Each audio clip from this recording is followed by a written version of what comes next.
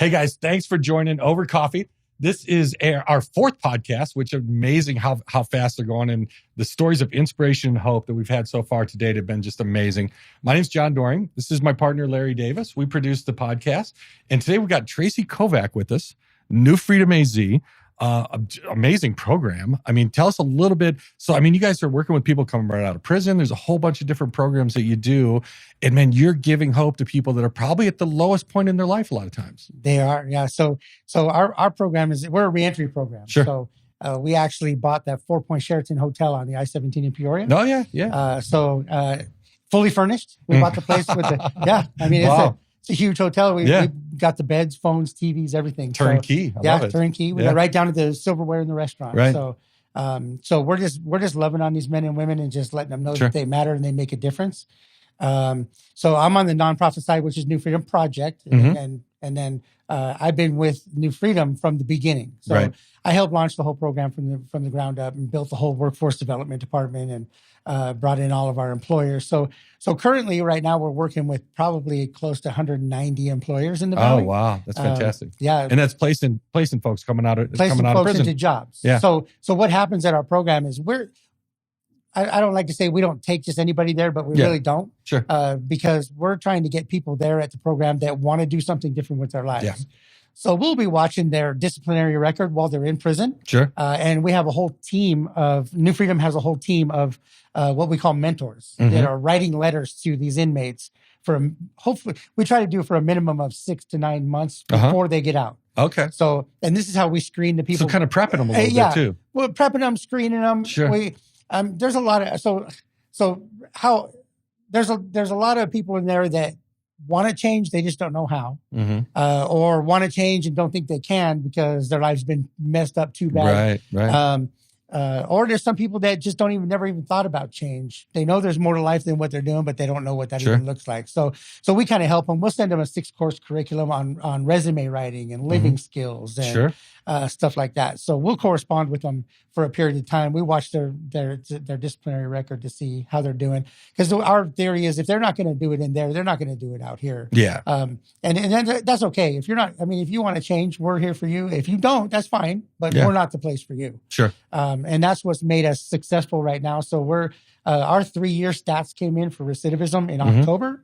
So we're at 5% recidivism. Oh my gosh, that's amazing. It's amazing. That's crazy. Yeah, that's for our graduates. Yes. So, and that's just amazing stats. So what that's, I can't imagine, but what's the standard recidivism rate? 50%. Wow, man. What an impact. Yeah, it's huge impact. Yeah, that's crazy. It gets people's attention when they're like, wait, what are you doing up there? Yeah. And we have capacity for 400, what we call members, because they're members of society. So we call them members. So we have capacity for 400, and I think there's 200 plus staff there. Okay.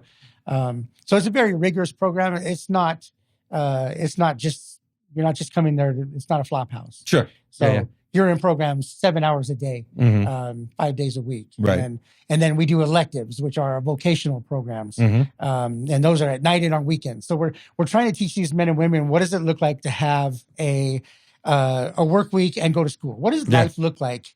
Like our average prison sentence there is anywhere from 13 to 17 years. That. So, again, because of our correspondence, our mentors, we weed out the ones that want to do it. Yeah. Right? Yeah. We're currently writing letters to about 7,500 inmates right now in every prison in Arizona. Wow. So, and once they're eligible to come to us, we'll send them the curriculum. We'll help them change their mind. Like, they're like, oh, I want to do something different with my life. And then good 85-90% of the 200 plus staff that are there have lived experience as well. Okay. So that's what makes our program even more successful. They've walked the walk. Right. Because somebody with more degrees than Phoenix in the summer can't come and tell me what it's like to not do time, crime, and drugs. Yeah. You read it in a book? You can't. How are you going to tell me what it's like to not do it if you never even did it? Sure. So it just makes it easier for us to be able to speak to these members coming out. And it's men and women. So we're co-ed, male and female. Ladies are on the first floor, men are on the second, third, and fourth. And, there's no fraternization, no public displays of affection, and we're very serious about it. So, absolutely. I imagine you got to be pretty strict, right? We do. We have, it's pretty strict, but because of our screening process, they know even though we have half the staff that there is members, we're not there to micromanage them. Sure. We're like, you know what you're supposed to be doing. You're you know adults, where you're right? Yeah. You know where you're supposed to be. So just do it. There's sign-in sheets for every class, every group. Sure. There's a fitness program. So there's personal trainers that do personal training with all the members and free personal training with any staff that want to train. So we do our vocational programs. We do tile, welding, electrical, framing, CDL, culinary, peer support training. Sherwin-Williams and Dunn Edwards donated all the paint material to paint our whole building inside and out. Oh, wow. It's crazy. Yeah. So then the contractors come in and teach these members how to paint using our building as a canvas. Right. So it's great. And then the contractors get to pick the cream of the crop and go, I want those 5 guys right there. So man, that's amazing. That's absolutely cool amazing. Yeah. So how long does the program look like? 90 days. Okay. So we'll correspond with you for a time. There's people we've been writing letters to before the building even existed for years. Right. So it's 90 days. So this is how it works. Our goal is, so let me give you a little background of me. Sure. So, because this is how myself and so many of our staff know what is needed to do something different with their life. So I actually injected meth and heroin for 26 years. Oh my gosh, man. Terribly lost. I grew up in a broken home. Sure. I didn't have no parents and was taken under the wing by a bunch of renegade bikers in California when I was 14 years old, and they taught me the ways of life. And so they taught me that drugs and alcohol and beating people and doing time and crime and all that's cool. And so I got lost in that for 26 years. Oh, wow. So I had police contact 37 times as a juvenile. Wow. I escaped from juvenile hall in 1982. And then I started getting in trouble as an adult. And then escaped from San Diego County Jail in 1987. Wow. Escaped from the county jail. Huh? Man, that's crazy. It's been a journey. I used to rob drug dealers for a living, and I got shot in the throat with a 9mm. Oh, man. The bullet went right through me. I got shot in the arm, stabbed in my chest and my back. And so, it's been been a journey. So in 2007, good old Sheriff Joe Arpaio drove a tank into my house looking for a meth lab and a chop shop in East Mesa. Yeah. Wow. So they didn't find what they were looking for, but they found a bunch of other stuff. And if I would have fought my cases and got convicted, then I was looking at anywhere from 35 to 100 years in prison. Oh my gosh. So, but I ended up going to a church service in the county jail. So that's your hope. That's your inspiration. I went to a church. I never knew anything about God or Jesus or anything. I always said I was God. I'm like, people will come to me and try to talk to me about God, and I'll punch them in their face and tell them I am God. I don't want to, you know what I mean? So I just went to a church service. I was broken in the county jail, looking at the rest of my life in prison, and my blood pressure was 263 over 210 from injecting meth. Wow. I passed out 4 times. They wouldn't even take me in the jail. My blood pressure was so high. So they had to keep taking me back and forth to the hospital. So, so I was just broken and lost. And some little guy comes in my cell one day, a little Mexican guy, all sleeved out, tattooed, and big stocky dude. And he comes in and goes, "Hey, bro, let's go to church." And I'm like, "What? Get out of here, dude." Not what you thought was coming. No, I'm like, "Get out of here, dude. Church? I am God. What am I going to do? Talk to myself? Get out of here." So he finally talked me into coming to church with him. And I was in maximum security in 4th Avenue. And I went to a church service. And mind you, I spent my whole life looking for that clarification in life. Yeah. You know what I'm talking about? I thought it was drugs and women and beating people and all these things. What is it? What is it? Right. I sacrificed my life on purposely looking for that clarification. And this is the way I seen it. I knew there was more to life than what I was doing. Sure. But I just didn't think it was for me. Right. I thought I ruined my life so bad that it couldn't be fixed. So here I am broken. I'm like, whatever, I'll go to church with you. And when I went to church, the pastor started reading out the Bible, and it was like information I've been looking for my whole life. Sure. So I gave my life to the Lord June 28, 2007, 5:30 in the afternoon in 4th Avenue County Jail. Man. Impactful. Impact. It was. So I didn't want, but I didn't. This is the way I seen it, though. I didn't want to be that hypocrite. You know what I mean? I'm like, here I am. I got white power and swastikas and SS bolts and all that, and I'm running the place, and I'm one of the worst of the worst. And I'm like, I don't want to give my life to Jesus and then be this Christian that goes to church and raises my hands and then goes back into the pod and smashes people's faces. Yeah. Because I didn't want anyone. I mean, who's going to follow that kind of example? So I was all in. I was like, okay, God, I want to know if you're real. I just want to know if you're real. That was my prayer. I want to know if you're real. Show me. And I remember God telling my heart, and mind you, I was a racial hater. And I remember God telling my heart, I want you to go into that cell with that black guy and live with him. I was like, oh, snap. Right in front of all my homeboys. And I did. Then I didn't care if I lived or died. And I really never cared if I lived or died anyways. But I was like, okay, well, if you're real, I'm good. If you're not, I'm going to die. And so I got nothing to lose. So I wanted to see if God was real. And how long were you in the county for? I was in county jail for 14 months. Fighting my case, and I got 2 years instead of 35 to 100. So wow. I said I'll never stop following the Lord. I never did. I became a pod pastor and a praise and worship leader in prison, which normally I would take over the yard for the whites and extort people and do all that stuff. But I decided I was going to follow God, and if it killed me, I was following God, because now God showed me who He was and how He was just working in my life, and I was just sold out. I was like, well, I mean, I'm all in, Lord. This is a different path. It is. Let's give it a run, man. Right. I mean, I was all in for my other life. Listen, okay. Yeah. I know what it looks like to be all in. So I didn't care if I lived or died in that. And I'm like, okay, well, if you're so mighty and you're all, well, let me see. I want to see. So did you guys plea bargain to get the 2 years? We did plea bargain. Yeah. So, and that's a whole nother story in itself. Sure. Yeah. And I mean, God messed up their case so bad. And there was all these different prosecutors and judges and lawyers. And finally they just came to me and go, what do you want? Sure. I go, I want to go home. They're like, it's not a reality. Give us a number. I'm like, all right, well, you caught me with a stolen Harley Davidson. I'll admit to that. Yeah. You didn't find a meth lab in a chop shop when you drove to my house. Right. So why are you still charging me with that? So anyways, we negotiated. And, sure. So you get out, man. What happened? So I get out and I went to Teen Challenge. Okay. So I was actually... So up in New River? It started in Phoenix. Oh, that's right. It was a downtown in the hotel down there. So you start in Phoenix in the what's called the induction phase, which is 4 months in Phoenix, and then you go to New River. Right. So I started in Phoenix. I was there in Teen Challenge for 18 months, actually, because I became an intern there. Yeah. And just to clarify for people watching, it's not teens. No, it's not teens. Yeah. Teen Challenge is... A lot of states now call it adult and teen challenge. Sure. But teen challenge is for men. I went to the men's center. Yeah. So here in Arizona, there's three men's facilities. There's a women's facility in Casa Grande for women and women with children. And then there's adolescent girls in Tucson. Gotcha.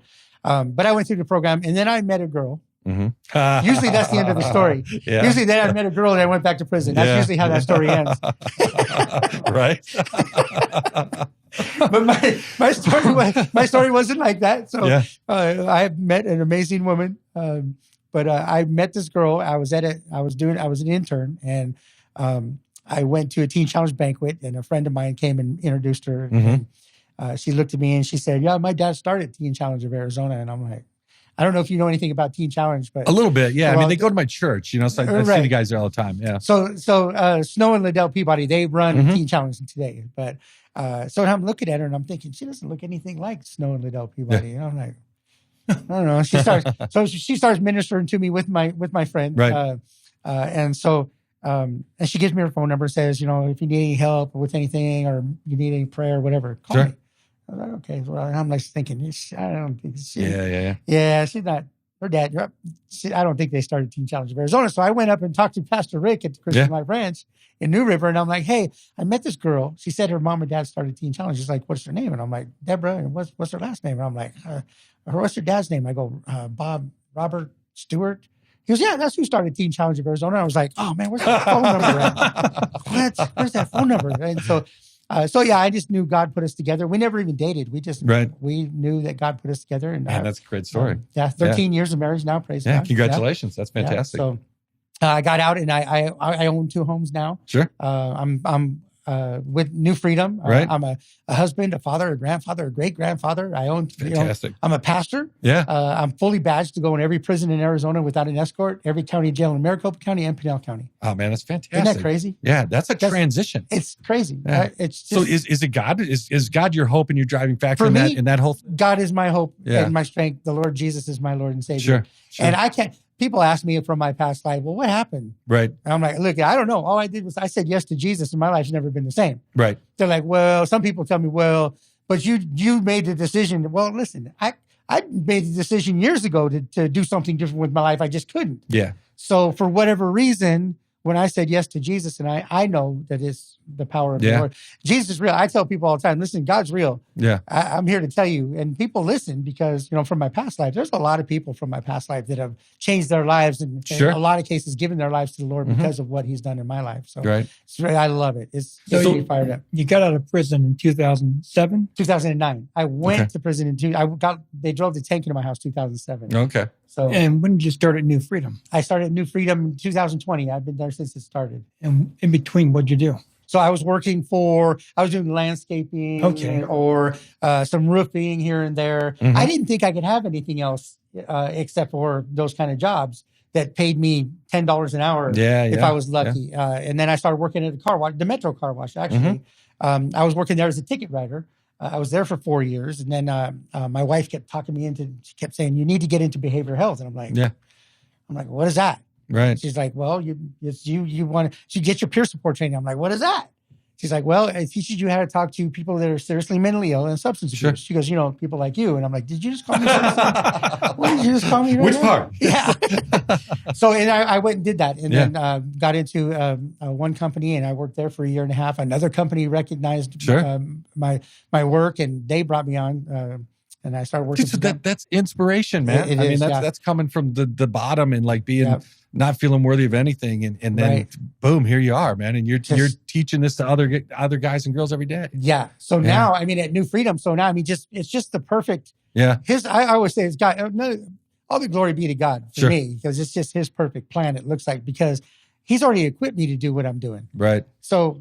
He gave you the training. He did. Yeah. It's like, wow. I see these guys. There's 20 guys at any given time at New Freedom that I did time and crime with. Yeah. That are going, dude, how do I go from where I'm at to where you're at? Yeah. I know your story. How did you get up in New Freedom?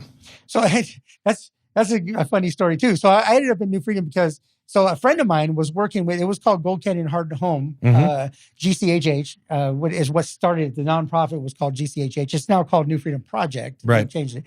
So I had a friend of mine that was working with the founder, Joe McDonald, and he was working with him and said, he calls me up. He was an ex-gang member and all that. Yeah.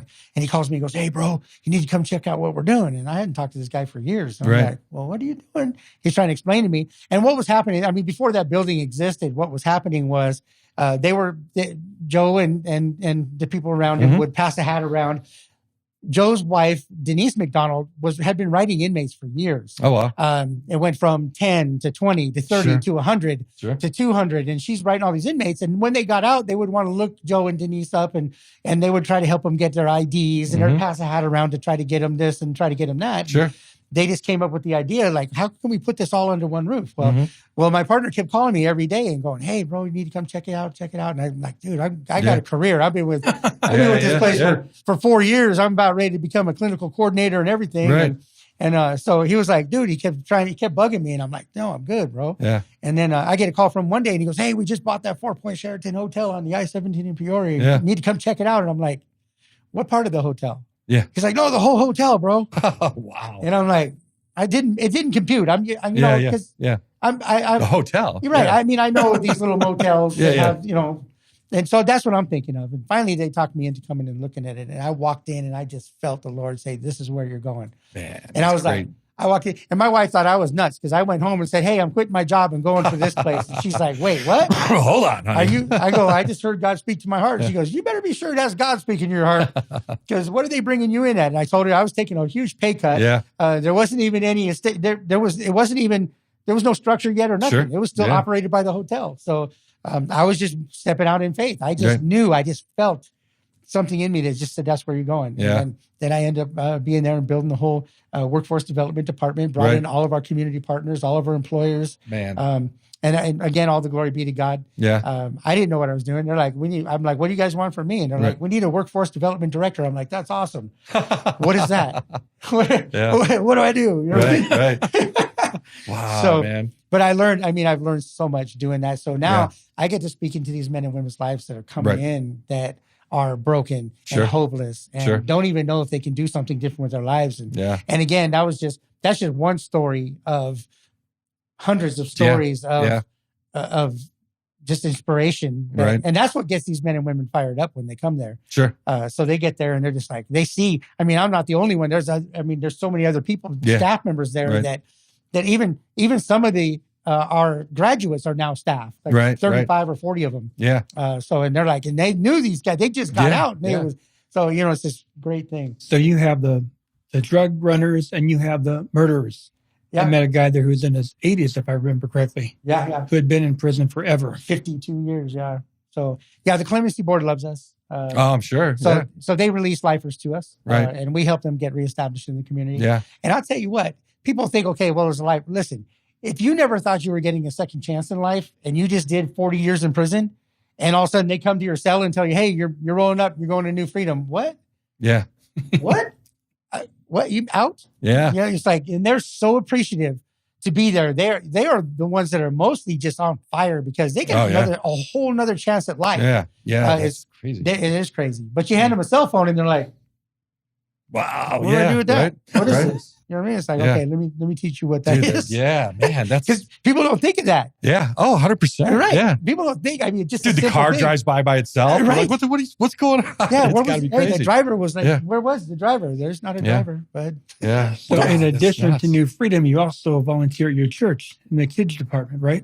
I know. I'm on the security team at CCV. I do that. Yeah. And then I do volunteer services in Alhambra Prison, and then in the county jails too. Wow. So you're a busy guy, man. I'm very keep busy. it moving. Yeah. And then on the community outreach and relations now, I got promoted to that at New Freedom. So did they add that title on? Or I think they did. Yeah. They're like, okay, this guy really knows how to. This guy talks a lot. So so they pay me to talk, and my wife pays me to shut up. So. Yeah, there you go. It's a good mix, right? So what are these guys? I mean, they're coming out, guys and gals, right? They're coming out of prison. They got to be really, really down. How do you give them that inspiration? I mean, how do you? Because obviously they got to do it themselves too, right? But how do you help them with the hope and the inspiration piece? So we teach them how to do these things on their own, like their first 30 days, ID, social security cards, birth certificates. Sure. We don't do things for them. We do it with them. Okay. You need an ID. How do you do that? Let me show you. Sit down. Let's show you how do you get on the DMV website? How do you do all that stuff? And then they feel accomplished. I did something. And then especially when they get their ID and then and then we have a legal advocate on site that helps them figure out what their fines are to get their driver's licenses back. Yeah. And then they're like, they go to the DMV and they get handed a driver's license for the first time in some of their lives. Yeah. It's like, what? And that fires them up. Sure. Then you have employers that come in. So it's building. It builds. Yeah. And then they see the staff that are there and their partners and people they did time with. And, and then they start doing these things on their own. Right. Like they feed themselves. It's buffet style meals, breakfast, lunch, and dinner. Right. So they come in and they feed. We don't feed them. We're not going to divvy out your portions for you. You're a grown. You're a grown man or woman. Right. Handle your business. Yeah. So again, it's just teaching them responsibility, and because of our screening process, it really helps a lot. Yeah. Because the men and women that are there really want to be there. Yeah. They want to make it work. And when people come there that are just bucking the system, they weed themselves out quick. Yeah. So they're like, and it's interesting because the community that we're in, it's a community. So the community that we're in, so when they're in prison, then it's the green light is to go ahead and do bad. Yeah. In there, the green light is to do good. So it kind of changes the narrative. So when someone comes in doing bad, the people that are in there doing good are like, hey, bro, listen, I'm trying to do. You come in the group all disrespectful and loud, and he's screwing it up for me. Yeah. I'm trying to learn something new here. I don't know how to live a life. So yeah. Man, that's fantastic. So that's got to be just unbelievable for you to live that every day. It's just, dude, it's so amazing to watch. Yeah. So what's it? I mean, are you guys at capacity or how is it? We are not. So we're graduating about 120 a month. Okay. So we have about 200 a month come in, give or take. And then some of them will leave and go to their families, or they'll come in and they'll be like, look, I didn't want all this structure. Or we'll teach them how to get on Indeed. Oh, They get a job, man. Yeah. So all of a sudden there's 37 job opportunities thrown in their face. They're like, yes. Yeah, so, that's great. Yeah. So, and I mean, there's a lot of employers out there now that really want to give second chances. Sure. Because there's a lot of employers out there now that had a second chance. Yeah. And now they own companies. Yeah. And so it's really, it's changing the atmosphere of the world. And I tell guys all the time, listen, you have a PhD in life. Yeah. The things you know you can't learn in a book. Right. You can't. I can get a degree in the world, but the things that I know and seen and the places I've been, I don't recommend you learn that because you might not make it through it. I almost didn't. It took 30 years for me to go through it. Sure. So are there support services from New Freedom once I leave? Oh, absolutely. It's called Navigator Services. So we have our Navigator team. That's a team of case managers out in the community. So once they graduate, they go out in the community. We'll follow them in a lot of cases back in the community and make sure they're still stable, make sure they still have their jobs, whatever the case may be. But they can always come back. So it's not like our door's open to any of our graduates at any time. So if they're struggling with something, they can come right back to us and say, hey, I'm struggling. Okay, perfect. You came back. That's great. Right. Or if they need another job, they know we have such a huge list of resources that they'll come back to us and go, hey, I need a job. But plus there's so many different agencies out there that have come alongside of us to help as well. So how did that flow? Like they see you working and making it work and then they come to you? Or I mean, who's that? Like the agencies that you guys are cooperating with? I've reached out to all of them. Oh, so wow. Okay. Since we opened, I was just thinking, what did I need when I got out? Sure. I needed ID, Social Security card, birth certificate. Yeah. I needed a job. I needed housing. Where does all that come from? What did I need when I get out? Okay. Right. So then what I was thinking was when we first started operating, then we didn't have enough staff to transport people to job interviews or transport people to these different services that are out in the community. So I was like, okay, well, wait, let's just bring them in. Yeah. Let them come in and set up in our lobby. That's the best way. And then I pitched those ideas to all these different community partners. And they were like, that's a great idea. Yeah. You'll let us come in? I'm like, yeah. So you have doctors on staff, parole officers on staff in the building. In the building, yeah. Right. There is parole. So parole has their own offices in our building. So, oh, wow. Yeah. So because we were the biggest caseload in the valley. So they're just like, just put a guy in there, right? Yeah. It's like, instead of you guys transporting people like all day long every day to the parole office, can we have offices? We're like, absolutely. It worked out great. It's just a perfect fit. And that's never been done before in a facility like ours. So, So, I mean, that's an operation. You're feeding everybody, they're housing everybody, the whole deal. The whole deal. Man. And you don't just serve leftovers, you serve real food. Real food, It's not. I mean, it's not donated food. We're not against donated food. We just can't get it. We're serving 1,500 to 2,000 meals a day. Yeah. So we can't get enough donated food to make a menu. Right. And our menu is made at least a week ahead of time. Sure. So we buy all of our food from Cisco, and those are things there's a lot of things we're not reimbursed for. From the state, food, hygiene, clothing, rent, because we pay for their rent when they leave. So this is how that works. So once the members graduate our program, they can't work while they're there. So they're there just to get... Okay, so they got to get through this before they can get a job. Right, they're there to get therapeutic treatment. They're there to deal with traumas. They're there to deal with PTSD, man, all the stuff. What the things that got you in prison. Let's work on that. Right. Jobs are easy. There's a million employers out there that are begging for employees. Right. So that's easy. So what happens is they can't work while they're in our program. So these employers know they'll come in and they'll work with them and they'll set up their job interviews, whatever. And for their first day would be like the day after they leave our program. Sure. So we're working with about 120 sober livings, halfway houses, and 3/4 houses in the valley. So we've been filling these houses up with New Freedom graduates who are all leaving with jobs, and that's changing that atmosphere of the community as well. Instead of the bed bug infested, drug infested halfway houses, now it's changing them into these work houses. But they don't get paid for 2 weeks. And of course, these houses, it's they weekly, got bills to pay.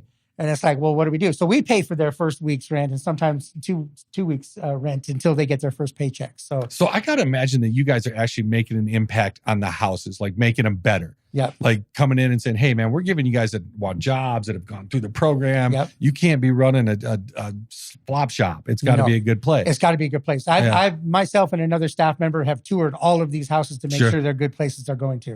And if they're not, we're like, okay, well, this is not good. But I mean, we've dealt with, because working with these different houses now for the past 3.5 years, they're like, okay, we want your guys. Yeah, because they're good jobs and they're paying their money. Yeah. At first, it was a little challenging for everything because, I mean, I had employers come in and go, these are some of the best people I've ever worked with, those ex-felons. Right. But I got them for a week. They get a paycheck and they're off and running again. And I don't hear from them again. I'm like, well, we're trying to change that. There's actually employers out there right now that are actually buying their own houses and using them for employment houses. Sure. And then they're hiring our members that are moving into these houses. They're hiring them, put them on payroll, move them into one of these houses that's an employment house, and then they put a vehicle there so they can get back and forth to work. So, man, that's great. Right, because the biggest barriers for this population is housing, jobs, and transportation. Sure.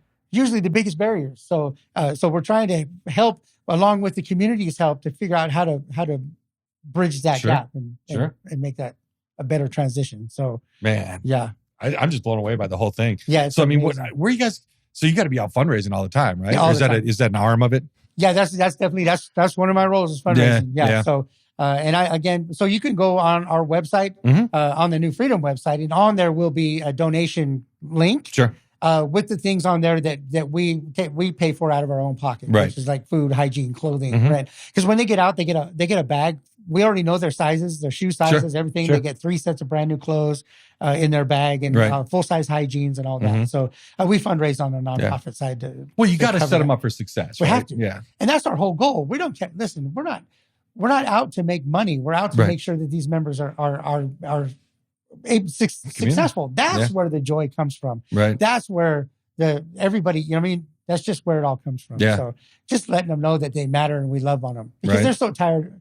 People like this. I mean, I was so tired of hearing people lip service. Yeah. Telling me one thing and it's a whole nother thing. It's like, listen, don't tell me nothing. Just show me. Yeah. I'm tired of lip service. Sure. But when people show you that they actually care and that we care about them and we love on them, that gets them fired up because like, what?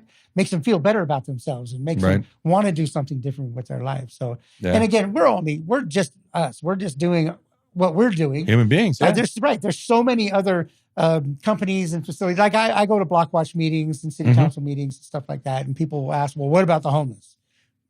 I believe me, first of all, 50%, if not more, of the people that are in our facility would have been homeless if we weren't there. Yeah. Second of all, that's not our lane. We're doing what we do, which really nobody else is doing or has done in the capacity that we do it all, everything under one roof. I mean, there's a lot of agencies out there that do a lot of great work that do a piece of this and a piece of that and do different things. But it's never really been under one roof like that. Which really trips people out. Because we're not the normal. It's not the status quo. And people try to wrap their brain around it. What I think the average guy, I mean, honestly, because I thought this before I talked to you, I thought the average guy thought that the state had a process. Yeah. But they don't, right? They don't really have. They're getting better. Okay. The state is starting to realize their mistakes. Sure. Because it's always been, they throw you out into the street and tell you, you'll do this, you'll pay your rent, you go to all this. And if you don't, you're going back to prison. Right. Now that doesn't work, right? Yeah. And I'm standing there without an ID, and I'm just like, okay, well, catch me when you can, then, bud. Yeah. You want me to go to halfway out? So you know what I mean. So, but the state is getting better now. The state is starting to see things that work, things that didn't work, and they're starting to look at things that do work, and they're starting. I mean, amazingly, they're starting to shift their mindset and get caught up to the times. Sure. Which I mean, it's about time. It's been a long time coming. Yeah. Are you guys contributing to their changes? Are you meeting with state officials and give them guidance? Absolutely. Yep. Always. I just met with today some leaders of the yard, and they were asking. The lady I met with today was actually, we want to model what we're doing here on our yard, what New Freedom is doing. I'm like, well, thank you. That's fantastic. That's fantastic. Yeah. I mean, great. Whatever I can do for you, let me know. I'll help you. I mean, whatever you need. I shared my whole job list with her today, which is over 950 employers in the Valley and over 110 that I've spoke to personally that want to hire people. So, yeah. Right. So what's your, I mean, believe it or not, we've been in here for a bit. So, but let's kind of wrap it up a little bit with what's your next progression? So, I mean, you've got, it seems like this second opportunity of life, killing it, really seem to be enjoying it. Where you want to go from here? Where do I want to personally go? Yeah. Yeah. I just want to go. Yeah. Okay. Yeah, so totally. Wherever God takes me, God will let me know. God opens doors. Yeah. I've been offered a number of positions in the Valley. And I'm just like, well, like I told my wife when I was working in the car wash and then working in behavioral health for 6 years, she's like, where are you going from here? I'm like, when God opens the door will be wide open and I'll walk into it. I'll have a peace about it. Yeah. But right now God has me where he has me. And I really enjoy what I do where I'm at. So, I mean, there's been some really good opportunities for some really good positions of running, companies and what have you. But I'm just like, You've done very well where you're at. You've made a big difference. Thank you very much, brother. Yeah, man. It's been a blast. Thank you. Yeah, thank you. So that's Over Coffee. This is John Doring and my partner Larry and Tracy Kovach with New Freedom Project. Yeah. And man, thank you for spending your time with us and sharing this story. Because if you need inspiration, there it is right there. So thank you. That's killer, man. Thank you.